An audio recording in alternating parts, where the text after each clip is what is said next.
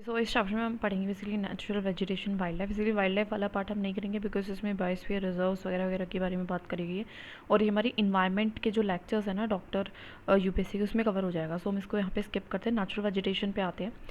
तो आपने ऑब्जर्व करा होगा बहुत सारे टाइप्स ऑफ ट्रीज हम देखते हैं, बुशेस देखते हैं, ग्रासेस देखते हैं, बर्ड्स देखते हैं, पार्क्स देखते हैं, ठीक है। और ये सारे सिमिलर नहीं है, इनके अंदर कुछ ना कुछ वेरिएशंस हैं। और इंडिया में तो बहुत वास्ट कंट्री है जिसमें आप बहुत सारे टाइप्स ऑफ बायोफॉर्म्स हैं जो कि अवेलेबल हैं।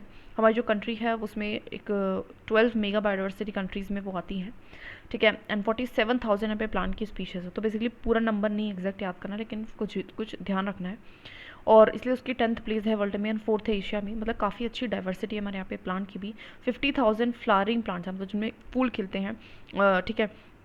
और हमारे यहाँ पे जो है मैनी नॉन फ्लावरिंग प्लांट्स भी, जैसे कि आपको फर्न्स, एल्गी एंड फंगी मिलती हैं, ठीक है। तो एग्जाम्पल क्वेश्चन ये भी फ्रेम हो सकता है कि क्या कौन कौन से ऐसे प्लांट्स हैं जिन पे हमारे क्या नहीं खिलते, नॉन फ्लावरिंग कौन कौन से हैं। तो फर्न्स हैं, एल्गी है, फंगी है, बिल्कुल ये तीनों हमारे हैं, यस, ठीक है, ये तीनों हमारे हैं। हमारे यहाँ पे 90,000 स्पीशीज़ एनिमल्स की, तो रिच डाइवर्सिटी, मतलब काफ़ी फ्रेश एंड मेराइन वाटर्स में स्पेशली। नेचुरल वेजिटेशन का क्या होता है, इसका मतलब है ऐसा प्लांट, ऐसी प्लांट की कम्युनिटी है जो कि ग्रोन हुई है खुद से नेचुरली, जिसमें कोई भी ह्यूमन का हेल्प नहीं लिया है और उसको अनडिस्टर्ब छोड़ा हुआ है ह्यूमंस के दौरान भी। और जब वो उसको छोड़ते हैं तो उसको वर्जिन वेजिटेशन, मतलब जिसको आज तक किसी ने छुआ ना हो। जो कल्टिवेटेड क्रॉप्स एंड फ्रूट्स होते हैं, ऑर्कार्ड्स होते हैं, गार्डन्स होते हैं, वो हमारी नेचुरल वेजिटेशन का पार्ट नहीं। क्यों? क्योंकि वो तो लोगों ने ही इस्टेब्लिश करे हैं, ठीक है।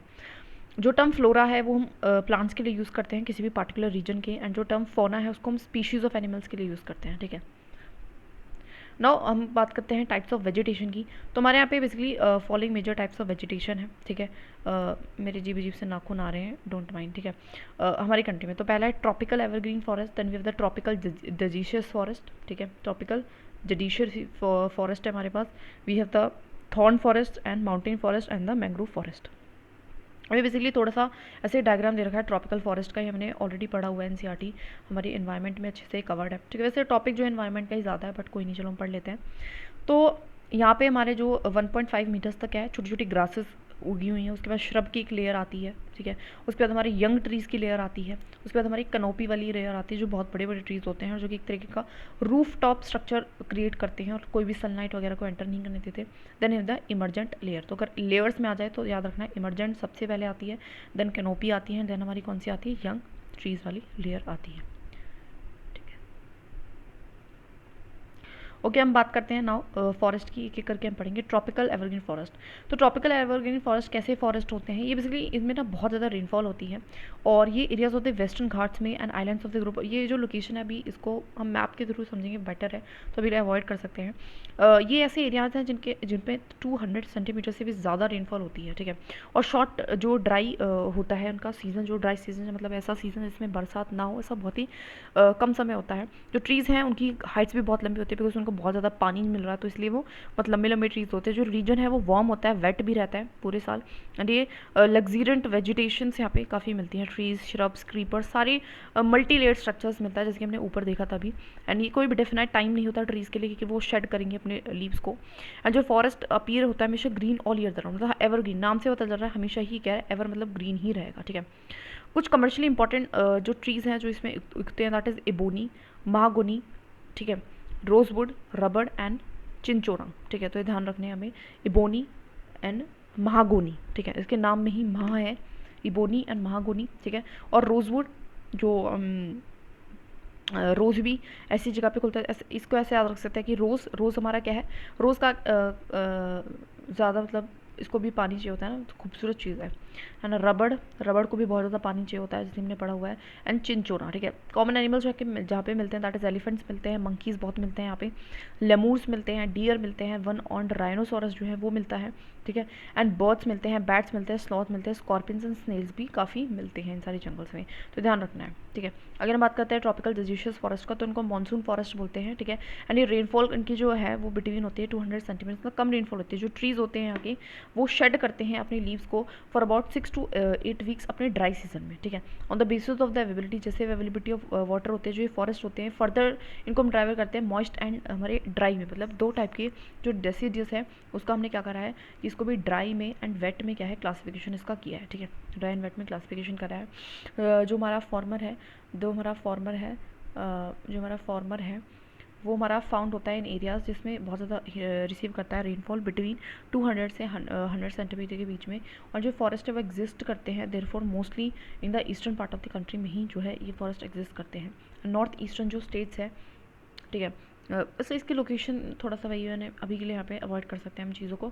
जो टीक है जो मोस्ट डोमिनेंट स्पीशीज़ होता है इन फॉरेस्ट का, बेम्बूज, साल, शीशम, सैंडलवुड, ठीक है, आगे आगे खियार, कुसुम, अर्जुन एंड मलबरी जो है कुछ अदर इंपॉर्टेंट कमर्शियली इंपॉर्टेंट जो है स्पीशीज़ है हमारी, ठीक है। तो क्या बात कर रहे थे हम यहाँ पे फॉर्मर फाउंड इन एरियाज, हम मॉइस्ट की बात कर रहे थे, मॉइस्ट में मिलते हैं ये सारे, ठीक है, दैट इज़ बैम्बूज मिलते हैं, ठीक है, साल मिलते हैं, शीशम मिलता है, ठीक है, सैंडलवुड मिलता है, खयार मिलता है, कुसुम मिलता है, अर्जुन मिलता है एंड मलबरी मिलता है, ठीक है। तो ये हमारे मिलते हैं। अब आगे हम बात करें, सो जो ड्राई डेसिशियस फॉरेस्ट होते हैं वहाँ पर ऐसे जहाँ पे रेनफॉल्स होती हैं वो 100 से लेके 70 सेंटीमीटर का होता है। जो फॉरेस्ट है ये हमारे रेनियर पार्ट ऑफ दी, मतलब कहाँ पे जाते हैं इंपॉर्टेंट नहीं है तो ध्यान रखते हैं। यहाँ पे टीक, साल, पीपल एंड नीम जो है वो बेसिकली यहाँ पे ग्रो करता है। तो हमारा जो बेसिकली पार्ट आता है वो इन्हीं में आता है, जो मेरा घर है इस एरिया में, ठीक है। ठीक है, नाउ जिसमें कॉमन एनिमल्स मिलते हैं दैट इज़ लॉयन मिलता है, tiger, pig, deer and elephant, ठीक है। तो ध्यान रखना कि लॉयन सिर्फ यहीं पे मिला था, पहले नहीं मिला था, एवरग्रीन में नहीं मिलता है। Birds, lizard, snakes and tortoise बहुत मिलते हैं यहाँ पे, ठीक है। थॉर्न फॉरेस्ट एंड स्क्रब जो है वहाँ पे लेस देन 70 जो है सेंटीमीटर ऑफ रेनफॉल होती है, ठीक है। यहाँ पे जो नेचुरल वेजिटेशन है वो कैसी होती है, थॉर्नी ट्रीज़ की होती है, मतलब थोड़े से कांटे वाटे लगे होते हैं, ठीक है, एंड बुशेज़ होती हैं। ये जो टाइप ऑफ वेजिटेशन है वो इसलिए अपने नॉर्थ वेस्टर्न पार्ट में कंट्री के पाएगी, जो गुजरात राजस्थान वाला पार्ट है। यहाँ पे जो main plant species that is acacias, palms and euphorbias and cacti. तो थोड़े से नाम हमें रटने पड़ेंगे, कोई और ऑप्शन नहीं है, ठीक है। ना अगर हम बात करें जो ट्रीज़ हैं वो कैसे होते हैं, स्कैटर्ड, थोड़े बिखरे होते हैं, उनकी लॉन्ग रूट्स होता है सो दैट वो अंदर तक जा चुके हैं और मॉइस्चर ले सकें। और ये बेसिकली क्या करते हैं, कंजर्व करते हैं, जो भी ट्रीज़ होते हैं हमारे वाटर को बचाते हैं। जो लीव्स हैं वो मिनिमाइज़ करते हैं अपनी एवोपरेशन को, ठीक है। जो फॉरेस्ट होता है वी टू थॉर्न इन एरिड, ये एरिड एरियाज में मतलब आपको ज़्यादा मिलते हैं। कॉमन एनिमल्स की बात करो तो यहाँ पे rats, mice, rabbits, fox, wolf, tiger, lion, wild ass, horses and camels काफ़ी मिलते हैं, ठीक है। तो इन एरियाज़ में ये सारे मिलते हैं, ठीक है।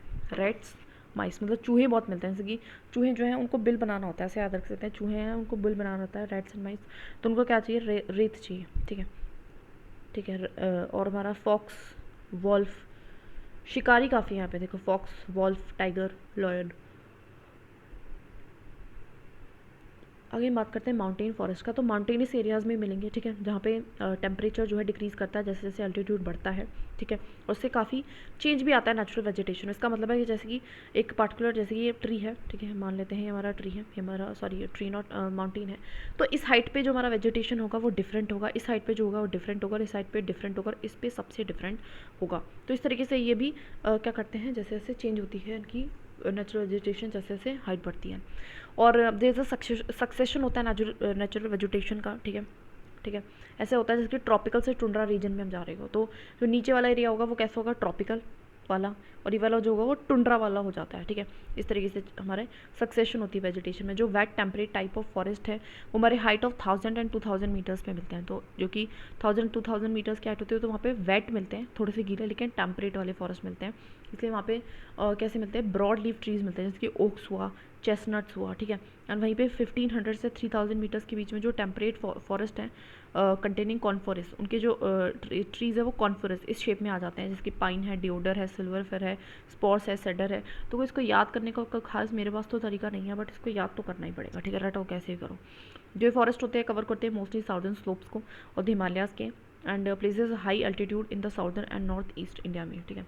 तो इससे ज़्यादा ध्यान देने वाली बात नहीं, नॉर्मल सी बात बोल रहा है, ठीक है। जहाँ पे भी हाई अल्टीट्यूड, ये कहाँ पे मिलेंगे, हिमालयाज़ में मिलेंगे हाई अल्टीट्यूड, वहाँ पे साउदर्न में क्यों मिलेंगे, साउथ में क्यों मिलेंगे, बिकॉज वहाँ पे ईस्टर्न घाट, वेस्टर्न घाट है, नॉर्थ ईस्ट इंडिया में मिलेंगे। सो एट हाई एलिवेशन जो हमारा, और आगे एलिवेशन पे जाते हैं तो टेम्परेट ग्रासलैंड ज़्यादा कॉमन होती है।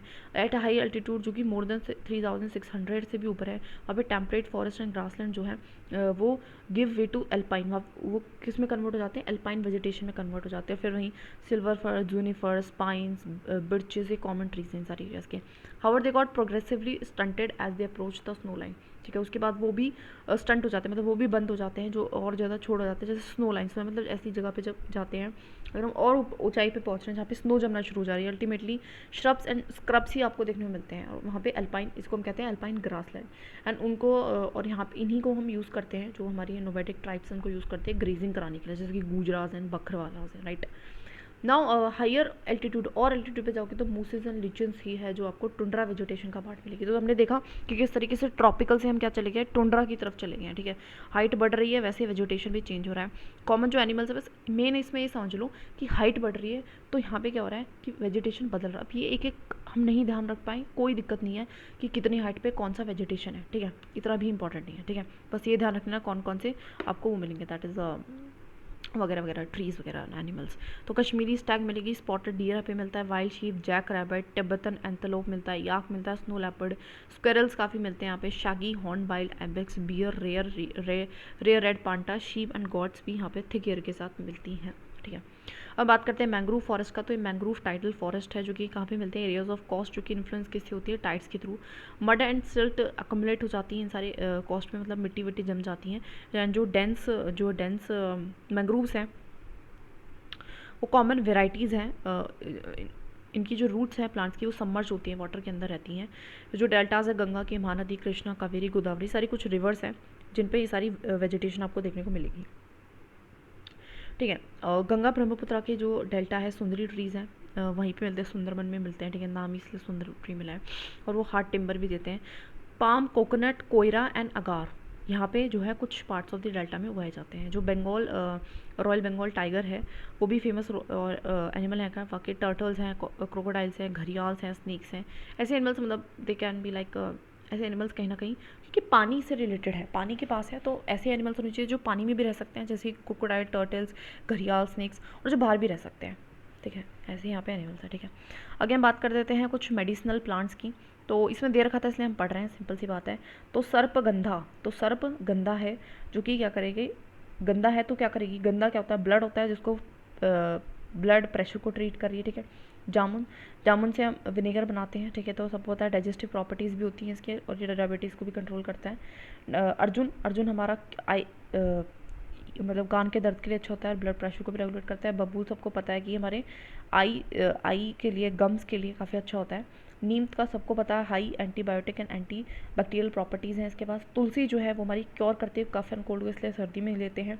उसके बाद हमारा कांचार जो है वो क्योर करता है अस्थमा, अल्सर्स को ही काफ़ी, मतलब ये पेट की प्रॉब्लम्स को ठीक करता है. ठीक है, तो थोड़ा बहुत बेसिक आइडिया होना चाहिए. ठीक है, तो सर्पगंधा, गंदा क्या होता है, ब्लड प्रेशर को देखेगा. जामुन, जामुन से क्या होगा, डाइजेशन होगा, और बेसिकली विनेगर का भी काम कर रहा है, एंड कंट्रोल करता है डायबिटीज़ को, मतलब हेल्थ के लिए बहुत अच्छा है. अर्जुन, अर्जुन हमारा क्या है, ईयर एक्के के लिए अच्छा है, ब्लड प्रेशर के लिए अच्छा है. बबूल हमारा गम्स के लिए, आइस के लिए अच्छा है. नीम हमारा एंटी बैक्टीरियल, एंटी बायोटिक है. तुलसी हमारा क्या है, क्योर करती है कफ एंड कोल्ड को, एंड कंचन हमारा क्योर करता है अस्थमा एंड अल्सर्स को. बस चैप्टर समाप्त.